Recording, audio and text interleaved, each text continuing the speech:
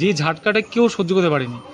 যেমন একটা কামরার মধ্যে দুই পাশে তিনজন করে বসে, আবার এক পাশে দুজন বসে। তো দুপাশে যেই পাশে তিনজন ছিল, একজন আরেকজনের গায়ের মধ্যে গিয়ে পড়ে যাচ্ছে।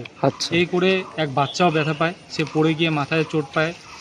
কারণ তার মা একজন ছোট বাচ্চা, তার মা সে বাচ্চাটাকে ধরতে গিয়ে তার মাও ব্যথা পায়। সেটা আমাদের ওই কামরার মধ্যেই ঘটনাটা ঘটে এবং ওই মুহূর্তে একটা আতঙ্কের সৃষ্টি হয়েছিল।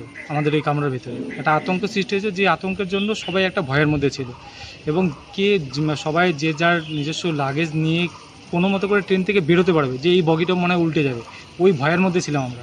তখন ওখান থেকে তাড়াও করে আমরা বেরোই, কোনো মতো করে ওখান থেকে লাফ দিয়ে এদিক সেদিক করে বেরোনোর পরে ট্রেনের পিছনে যে দৃশ্যটা, সেই দৃশ্যটা খুবই খারাপ দৃশ্য। বাড়ি ফিরলেন কিভাবে বর্তমানে?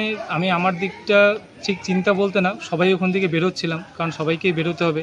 এবার যেই জায়গাটা আমরা যাবো বলে ভাবছিলাম, ওই জায়গায় আমি যেতে পারিনি, রিটার্ন আমাদেরকে ঘরেই আসতে হবে। এখন ওখান থেকে বেরোবো কীভাবে? তো সেই গ্রামের লোককে জিজ্ঞেস করলাম যে এখান থেকে হাই রোডটা কতদূর। তবে একটু টাইম লাগছে, পুলিশ প্রশাসন আসতে একটু টাইম লাগছে। যখন আমরা বেরিয়ে আসি তখন অ্যাম্বুলেন্স ঢুকছিল, ততক্ষণে গ্রামের লোক ওখান থেকে মোটামুটি 3-4 জনকে বের করেছে।